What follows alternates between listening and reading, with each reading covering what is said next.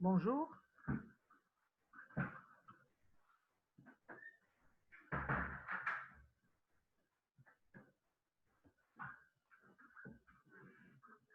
Est-ce que vous m'entendez? On peut commencer là? Oui, madame. Très bien, Oui, docteur, on vous entend. très bien. D'accord. Donc, on va aborder aujourd'hui, je vais aborder aujourd'hui avec vous les blessures par arme blanche.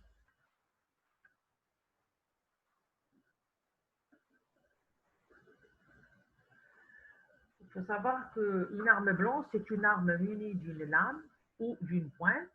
Elle peut être perforante et ou tranchante.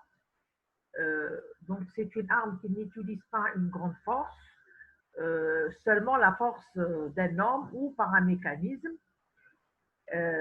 Les plaies par arme blanche sont caractérisées par ce qu'on appelle une solution de continuité au niveau des tissus, que ce soit la peau, les muscles ou les organes. Également, il faut savoir que les plaies par arme blanche provoquent globalement des lésions, souvent moins nombreuses et moins graves que celles provoquées par les armes à feu. Raison pour laquelle l'examen macroscopique doit être parfait, donc sous un bon éclairage, à la loupe. Il ne faut pas oublier de faire des mensurations précises avec des photographies, bien sûr, avec un repère millimétrique pour leur donner leur dimension réelle si vous voulez plus tard faire des agrandissements des photos que vous avez prises. Il y a des points essentiels, il y a des points clés qu'il faut retenir par rapport à ce type de lésion. Premièrement, la gravité d'une plaie par arme blanche dépend du choix de la lame. Si la lame elle est bien aiguisée ou une lame rouillée, de la zone visée, est-ce qu'on vise la région thoracique, cervicale, encéphalique, abdominale ou membre inférieur, et du contexte de la blessure. Est-ce que le contexte, c'est une agression, c'est une rixe ou il s'agit d'un accident professionnel? Deuxième point, la reconstitution du trajet de la jambe du néant est essentielle à la compréhension des lésions viscérales. C'est-à-dire, on va essayer un peu, bien sûr, si on veut faire cela, ça doit se faire au bloc opératoire et on va un peu rechercher pour faire le bilan lésionnel, comment la jambe du néant est pénétrée, où est-ce qu'il est parti, jusqu'où il est allé en profondeur. La plaie d'entrée d'une petite taille ne présage pas de l'étendue lésionnelle interne. Là, il faut faire très attention. Quand vous avez une plaie minime, on dit une plaie minime pour un trajet qui est profond. Il ne faut pas les minimiser, il faut les explorer, prendre tout son temps afin d'établir un bon bilan lésionnel. Quatrième point, lorsque l'arme est encore en place, il ne faut jamais la retirer ou la déplacer. Il faut le faire au bloc opératoire parce que là, au bloc, on peut intervenir et suturer un gros vaisseau rompeux. Cinquième point, toutes les plaies de la région précordiale et parasternale doivent faire rechercher une lésion du cœur. Sixième point, en des cas de la septième côte, quand il y a une lésion en regard de la septième côte gauche ou bien de la septième côte droite, il faut suspecter une perforation diaphragmatique et ou une atteinte abdominale associée, surtout s'il y a des troubles respiratoires de la dynamique respiratoire. En cas de traumatisme abdominal pénétrant, là, il faut savoir que le pronostic vital est lié à la péritonite qui apparaîtra dans les 6 heures qui suivent l'agression. Donc, il faut une prise en charge rapide. Il ne faut pas attendre au-delà de 6 heures pour prendre en charge une plaie abdominale. Ces lésions ont des critères de gravité. Donc, ces critères de gravité, comme je l'ai dit tout à l'heure, dépendent de plusieurs facteurs. Le choix de la lame. Également, si on choisit une lame fine, bien aiguisée, avec une lame tranchante et piquante à la fois, elle pénètre plus facilement et elle provoque des dégâts. Également, de la zone visée. Si vous visez la région thoracique antérieure gauche, ça veut dire que là, automatiquement, on aura une lésion du cœur. Si vous visez la région cervicale, latérale cervicale, soyez certain que le sujet risque d'avoir une lésion au niveau des artères carotides. Deuxièmement, le contexte de l'agression. Le contexte de l'agression, pour ce qui est du contexte de l'agression, est-ce qu'il s'agit d'une rixe? Est-ce qu'il s'agit d'un guet-apens? Est-ce qu'il s'agit d'une tentative d'homicide, etc. Donc, le contexte de survenue, le contexte de l'agression compte beaucoup pour le bilan lésionnel. Pour ce qui est de la localisation des plaies, donc si vous regardez les deux images, ici par fréquence, donc la région ou la zone la plus fréquemment touchée, ici vous voyez le thorax, ensuite viennent les membres supérieurs et inférieurs, l'abdomen et la région céphalique, c'est-à-dire cervicale et la tête, viennent en dernière position. Par rapport à la mortalité, les lésions, les zones où lorsqu'elles sont atteintes, elles peuvent être à l'origine de la mort. Vous avez des lésions crânio-encéphaliques, c'est-à-dire il peut y avoir une plaie du cuir chevelu associée à une lésion du crâne et lésion de l'encéphale. C'est des lésions pratiquement parfois, elles sont incompatibles avec la vie. Deuxième position, vous avez les lésions thoraciques et surtout on regarde la région précordiale, l'abdomen, ensuite le cou et les membres inférieurs. Généralement, elles ne sont pas mortelles, sauf si c'est une plaie au niveau d'un grand axe vasculaire et le sujet n'a pas pu être pris en charge à temps. Pour ce qui est de la localisation des plaies, donc on va essayer un peu de reprendre les localisations une par une. Au niveau de la tête et du cou, donc les plaies du cuir chevelu. Est-ce que vous m'entendez là? Oui, docteur. Ah, très bien. Donc, pour ce qui est des lésions au niveau de la tête et du cou, nous avons les plaies du cuir chevelu. Déjà, elles sont très hémorragiques. Il peut y avoir des fractures sous-jacentes, soit au niveau du crâne, soit au niveau du massif facial. Et là, comme je l'ai dit tout à l'heure, elles peuvent engager le pronostic vital. Les lésions cérébrales sous-jacentes feront toute la gravité et on appelle ça les plaies crânio-cérébrales. Au niveau de la face, surtout, il peut y avoir des lésions au niveau de certains nerfs, tels que les trigémaux, le facial, le nerf oculaire. Donc ici, un bon examen clinique fera la différence. Et plus la prise en charge elle est rapide, moins les séquelles seront importantes.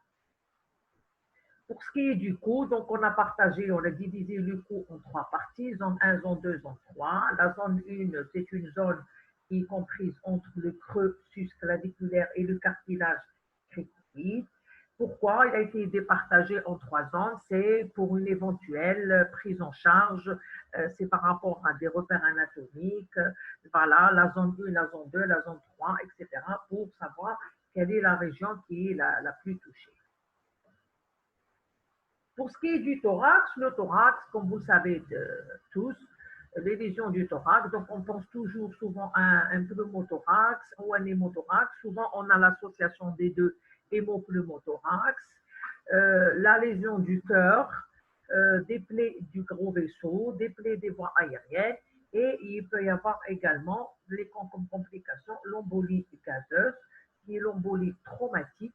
Elle est due à une section d'un gros vaisseau avec introduction de l'air et qui peut être à l'origine de la mort. Donc la grande mortalité de ces lésions est liée quand il y a une hémorragie massive. Souvent le sujet n'est pas évacué à temps, il ne meurt pas parce que la lésion elle est très grave, parce qu'il a saigné beaucoup et on n'a pas pu lui porter secours à temps. La paroi thoracique peut subir des plaies superficielles, des tissus cutanés et des tissus mous, avec ou sans fracture costale. Les lésions vasculaires pariétales peuvent entraîner des hémorragies importantes. L'abdomen. L'abdomen, il faut savoir, il peut y avoir un traumatisme abdominal par arme blanche. C'est un traumatisme, on parle, pénétrant avec effraction ou sans effraction, donc il faut bien préciser. Il peut y avoir un traumatisme perforant juste la paroi abdominale, mais il n'y a pas effraction du péritoine. Donc, il n'y a rien à craindre. Donc, aucun organe abdominal n'a pas pu être blessé par l'arme, comme il peut y avoir une plaie pénétrante avec effraction du péritoine. Et là, une laparotomie exploratrice s'impose afin de faire le bilan lésionnaire. Là, il ne faut pas attendre, comme je l'ai dit tout à l'heure, l'installation de la péritonite parce qu'elle peut compliquer avec les infections, etc., la prise en charge. Pour ce qui est les lésions, toujours au niveau de l'abdomen, on recherche bien sûr avec la laparotomie exploratrice, est-ce qu'il y a les organes les organes pleins qui sont touchés, il peut y avoir lésion du foie. Est-ce que ce type de lésion, c'est des plaies simples ou ça peut s'agir de lésions avec délabrement ou carrément éclatement d'un organe plein? Le risque ici, c'est l'hémorragie cataclysmique qui peut ne pas être maîtrisée. Pour ce qui est des organes creux, tels que le grêle ou le côlon, et également, il peut y avoir des lésions de vessie, ce qu'on appelle, il peut y avoir un éclatement de vessie. Dernière partie qui est touchée, c'est les membres supérieurs ou inférieurs. Ils ont des particularités, les plaies au niveau de ces deux régions-là. Elles sont donc multitissulaires souvent. Donc, c'est les tissus musculo-aponébrotiques, osseux, vasculo-nerveux qui sont touchés. Souvent, on a des séquelles fonctionnelles importantes. Imaginez, il y a une lésion d'un tendon, du fléchisseur ou de l'extenseur et qui est passé inaperçu, donc il y aura un déficit fonctionnel. Également, il peut y avoir des brides et des cicatrices des cicatrices au niveau des plaies rétractives qui limitent les mouvements, etc. Également, elles ont les caractéristiques d'être souvent des plaies de défense ou de parade. il existe un risque de fracture sous-jacent, surtout si l'auteur a utilisé une grande force et ce qu'on appelle les armes de taille. Les plaies vasculaires peuvent passer inaperçues. On a remarqué que beaucoup de plaies vasculaires sont passées inaperçues. Le sujet revient nous voir avec une ischémie du membre. Donc, à explorer. Il ne faut jamais sous-estimer une plaie au niveau, que ce soit du membre supérieur ou du membre inférieur. La classification des blessures en médecine légale, donc on les classe premièrement par rapport à l'agent vulnérant. Donc ce tableau, vous avez les agents piquants, les agents tranchants, les objets projetés et les agents piquants et tranchants à la fois. Selon l'agent vulnérant, on a les plaies qui sont lorsqu'on utilise un instrument tranchant tel que un rasoir. Ces plaies-là, elles ont des caractéristiques. Elles sont linéaires. Est-ce que vous m'entendez là? Oui, docteur. Parce qu'on me signale Oui, docteur. qu'elle est instable, voilà. Donc les plaies, elles sont linéaires, le plus souvent rectilignes, parfois curviligne, parce que la forme de la plaie, elle est donnée par le mouvement de l'auteur. Donc s'il donne un mouvement linéaire, la plaie aura un aspect linéaire. S'il donne un mouvement curviligne, la plaie aura un aspect curviligne, etc. Elles sont plus longues que larges, donc généralement c'est des lésions qui sont assez longues. Leur largeur est supérieure à la largeur de la lame, bien sûr, c'est par rapport à la rétraction tissulaire. Les bords de la plaie sont réguliers et lisses parce qu'il s'agit d'un rasoir. Les bords de la plaie donc s'écartent l'un de l'autre. Cette rétraction est due à l'élasticité de la peau. Donc ça, c'est par rapport également à un signe vital. La profondeur, elle est variable et elle dépend du tranchant de la lame, de la résistance du tissu et de la force avec laquelle l'arme est maniée. En général, on dit que la plaie elle est plus profonde à son début qu'à sa terminaison et se prolonge par une érosion linéaire de l'épiderme. C'est ce qu'on appelle la queue de rat, ou bien ce sont des petites érosions linéaires, ce qu'on appelle les escapillades. D'ailleurs, c'est grâce à ça qu'on parvient à donner le sens du coup. Autre aspect par rapport à d'autres armes, lorsque les scies sont utilisées, bien sûr, avec leurs dents, elles vont provoquer des plaies déchiquetées avec délabrés, les bords sont délabrés. D'autres aspects également, ce qu'on appelle les armes blanches de taille telles que la hache, les pelles, les sabres, divise les tissus par pression. Donc, on aura à la surface sur le plan cutané des plaies linéaires, mais en profondeur, on aura contusion des tissus profonds. Donc, c'est les caractéristiques des plaies provoquées par les armes de taille. Les plaies causées par instruments piquants ou perforants, elles déterminent toujours des plaies qui ont un orifice mini pour un trajet profond. Raison pour laquelle il faut explorer ces plaies, ne pas les négliger, parce que là, il peut y avoir des lésions qui sont profondes. Les plaies causées par un instrument tranchant et perforant à la fois, il peut y avoir deux types, un seul tranchant, un double tranchant. Donc la plaie a une forme d'une boutonnière linéaire.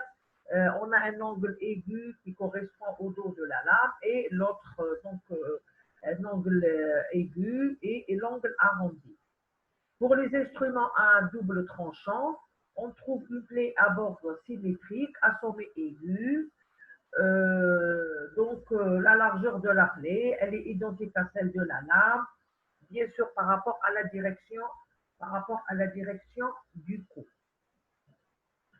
Il faut savoir les plaies provoquées sur des organes pleins tels que le foie, les reins, reproduisent la forme de la lame. La particularité du cœur, lorsque le cœur il est blessé par une arme à double tranchant, puisqu'il y a les deux tranchants, le cœur se contracte sur le tranchant et on dit il se reblesse de lui-même. Et la particularité des plaies, on aura une plaie sous forme de petit chapeau ou d'accent circonflexe. Également, les os plats reproduisent le profil exact de la lame si elle pénètre perpendiculairement. Les circonstances médico-légales. Donc, les circonstances médico-légales, donc on a les plaies dans les accidents professionnels, ça arrive, les accidents domestiques, ce qu'on a vendu aussi, les accidents de la vie courante, on peut se blesser, etc. et tout, et ils ont les caractéristiques d'une plaie provoquée au cours d'un accident. Les plaies de défense, elles intéressent essentiellement la face palmaire et elles résultent le plus souvent de deux mécanismes. Vous avez donc pour se défendre, quelqu'un vous menace par une arme blanche, qu'est-ce que vous faites? Vous levez la main et vous essayez de protéger votre visage. Donc automatiquement, les plaies vont siéger au niveau de la face palmaire, des mains de la victime. Également, lorsque on tente d'enlever, de neutraliser l'auteur, et donc on fait ce qu'on appelle une préhension de l'arme et elle se fait souvent par la lame et on se blesse la face palmaire. Troisième circonstance, l'automutilation. Donc là, elle survient dans un contexte de revendication, surtout chez les prisonniers. Généralement, souvent, ce qu'on a constaté, nous, en médecine légale et dans notre service, souvent, ce sont des lésions, elles sont multiples, parallèles, superficielles. Elles siègent donc généralement au niveau du torse, de l'abdomen, les membres supérieurs, c'est-à-dire les régions accessibles. Pour ce qui est les plaies lors des suicides, les suicides généralement on évoque ici l'égorgement. Donc dans le suicide, il y a quand même par rapport à l'égorgement criminel, l'égorgement au cours du suicide, au cours du suicide, là il y a une certaine lésion d'hésitation. D'accord? Ce n'est pas comme dans l'homicide où la lésion, elle est franche. Également, on trouve, là, le sujet, il a fait d'autres tentatives qui ont avorté. Si le sujet il est gaucher, donc il va commencer au niveau de la région latérocervicale droite et ça se termine par des estafilades à gauche. Et inversement, s'il est droitier, il commence à gauche et ça se termine à droite. Les plaies lors des homicides également, ça peut donc, on peut trouver des lésions uniques ou multiples. Elles sont franches, profondes, siègent au niveau surtout le thorax, l'abdomen, les coups, et souvent associées à des lésions de défense ou de parade qu'on trouve au niveau de la main, des avant-bras et des doigts.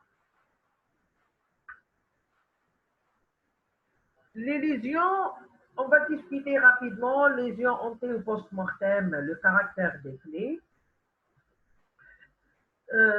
Sur le vivant, il y a ces trois caractéristiques, l'hémorragie, la coagulation et la rétraction, ce sont des phénomènes vitaux. Contrairement sur un cadavre, c'est dommage, vous n'avez pas pu assister à des autopsies. Il faut savoir lorsqu'on fait des incisions, qu'on appelle des crevés sur le cadavre à la recherche d'un hématome ou d'une ecchymose profonde, là, aucun écoulement de sang, il n'y a pas de coagulation de sang et absence de la rétraction tissulaire.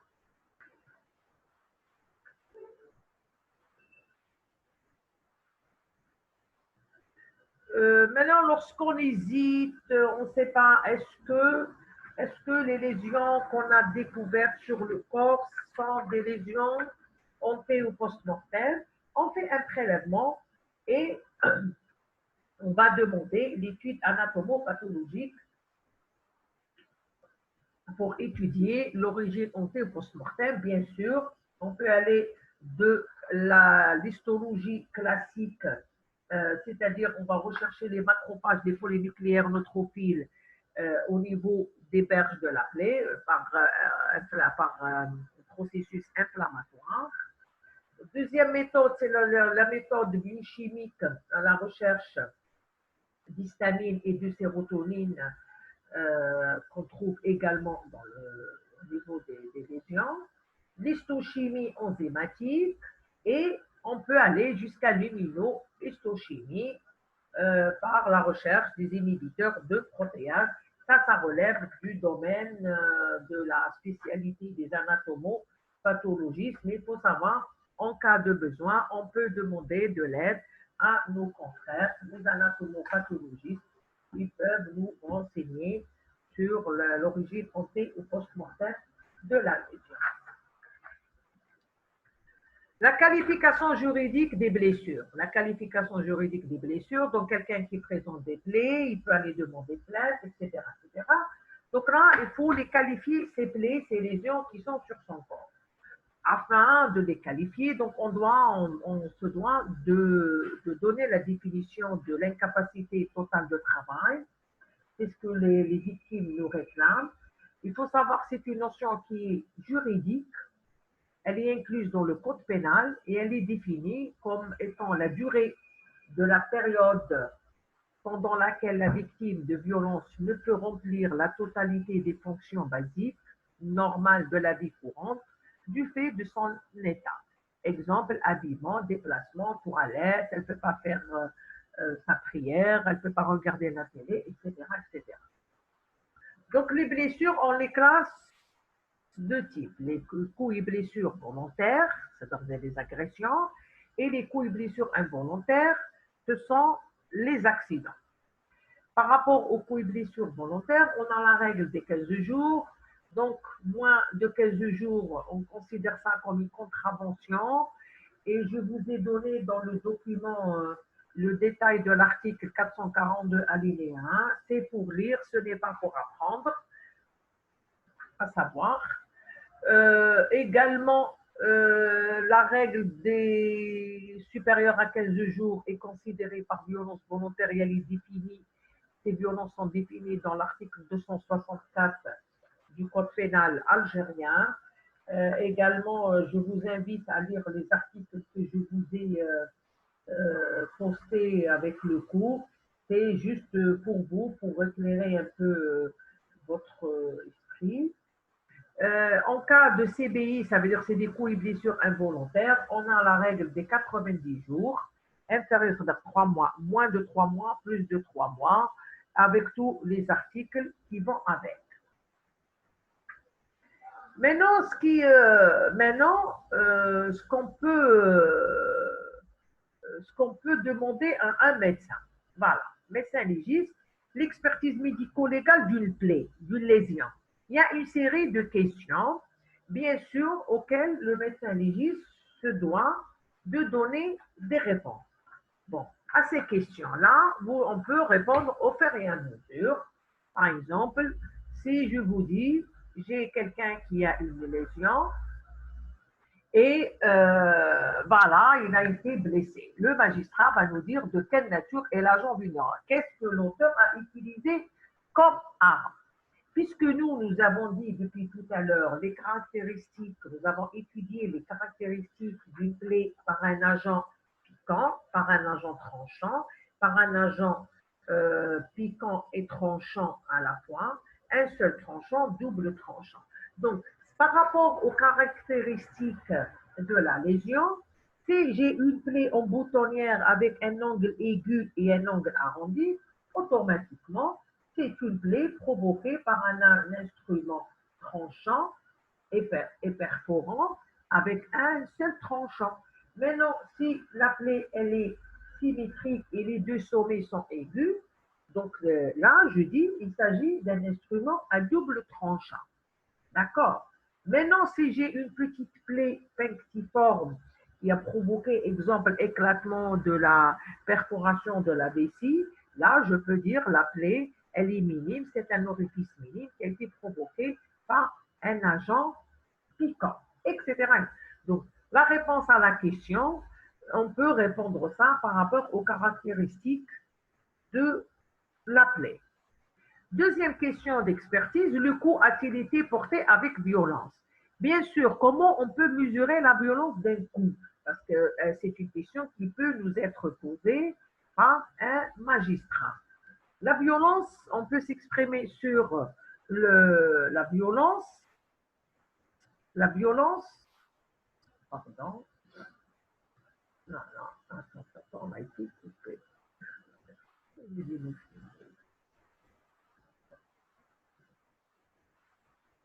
Pour ce qui est de la violence, c'est lorsqu'il y a les lésions des os, des lésions osseuses. Les lésions osseuses nous renseignent sur la violence du cou. D'accord? Lorsque vous avez une lésion au niveau du cuir chevelu avec au scanner fracture de la boîte crânienne et lésion cérébrale, l'auteur ne va pas me dire que je ne voulais pas lui provoquer la mort ou donner des lésions importantes. Non, il fallait utiliser une force avec une violence telle pour provoquer de telles lésions. Troisième question, dans quelle direction le coup a-t-il été porté? On peut se prononcer sur ce type de réponse. Lorsque vous avez les plaies provoquées par un instrument tranchant, et nous avons dit tout à l'heure l'exemple du rasoir. La plaie, elle est profonde à son début qu'à sa terminaison et elle se termine par cette égratignure ou érosion épidermique qu'on appelle estafilade ou en queue de rat. Donc cette queue de rat peut nous orienter de la direction du cou. À quel moment remontent les plaies? C'est-à-dire, s'agit-il de lésions provoquées du vivant de l'individu ou au moment après la mort? Là, vous avez les caractéristiques des lésions anté ou post-mortem. Quelle est la cause de la mort? La cause de la mort, je réponds à cette question, si je trouve des lésions d'un organe noble, le cœur, l'éclatement du foie, lésions d'un gros vaisseau, etc., etc. Donc, la cause de la mort par rapport au bilan lésionnel. Quelles sont les circonstances de la mort? Bien sûr, s'agit-il d'un suicide, d'un crime ou d'un accident? Bon, lorsque le coup a été donné, les régions dans des zones qui ne sont pas accessibles à l'individu, à la victime, ça ne peut être que c'est des lésions produites dans le cadre d'une rixe, d'une agression, de tentative ou d'homicide. Donc, les circonstances, lorsque vous avez des lésions au niveau du cœur, du thorax, de l'abdomen, plusieurs plaies, c'est normal qu'il s'agit d'un acharnement, on peut évoquer la mort d'origine criminelle. Donc, en fonction du siège, de la topographie, des nombres des lésions, le bilan lésionnel, on peut s'exprimer sur les circonstances de la mort. Donc là, normalement, j'ai fini. Est-ce qu'il y a des questions, s'il vous plaît?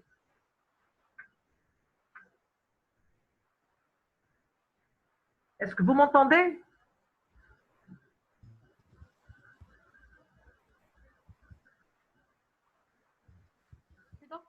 Oui, je vous écoute. Est-ce que vous m'entendez? Oui, docteur, Oui. on vous entend. Voilà. Est-ce qu'il y a des questions? Il nous reste 5 minutes. Non? Oui? Oui ou non? Les caractéristiques tranchantes. Est-ce que vous pouvez. Est-ce que. Tranchante et double tranchante. Non, pour la question, les caractéristiques. Un seul tranchant. Vous avez un bord arrondi et un bord aigu. Double tranchant. Est-ce que vous m'entendez là? Est-ce que vous êtes toujours là? Oui, docteur. Voilà. Pour ce qui est des Oui. Oui, docteur. Voilà, très bien. L'arme tranchante et double, un seul tranchant et double. Double tranchant, vous avez la forme de la plaie. Vous avez deux angles aigus, alors qu'un seul tranchant, un angle arrondi par le dos de la lame et l'angle aigu par le côté tranchant. Voilà les caractéristiques. Oui, d'autres questions?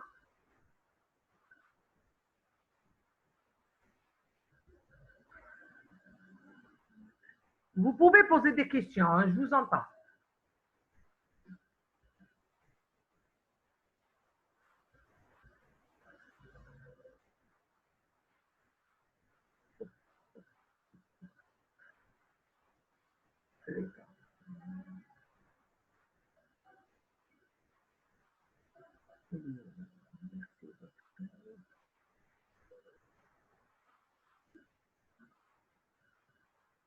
C'est bon, on peut. Il n'y a plus de questions là. En cas de CBV, d'emblée grave, l'ITT peut dépasser les 80. C'est c'est pas les, c'est-à-dire CBV grave ou pas grave. C'est-à-dire c'est le bilan lésionnel. L'ITT, bien sûr, elle dépend du bilan lésionnel. D'accord. Maintenant, imaginez quelqu'un qui a eu une plaie au niveau de l'abdomen avec perforation gastrique, des lésions au niveau du foie. Il a eu plusieurs lésions, il a subi deux interventions, etc. C'est normal que lorsqu'il s'agit de CBV, l'ITT peut dépasser largement les 90 jours. D'accord. Donc là, la règle des 90 jours, c'est vrai, on parle de 90 jours dans les coups et blessures involontaires. Mais on peut aller au-delà de 90 jours dans les coups et blessures volontaires. Donc, en fonction du bilan lésionnel. D'accord. Et l'intervention, l'hospitalisation, s'il y a eu reprise, les complications, tout ça rentrera dans la période d'incapacité.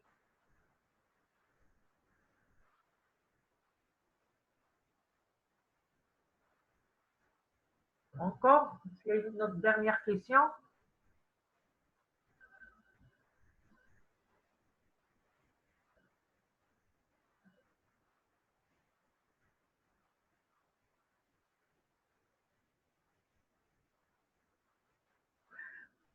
D'accord, merci.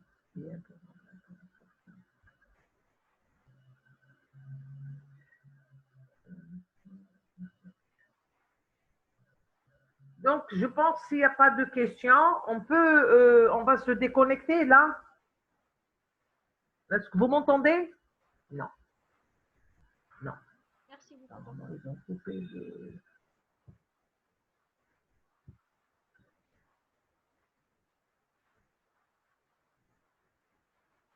Donc, je vous dis là, donc là, là, là, merci, merci. Merci à vous et à très bientôt, Inch'Allah. Allez, au revoir.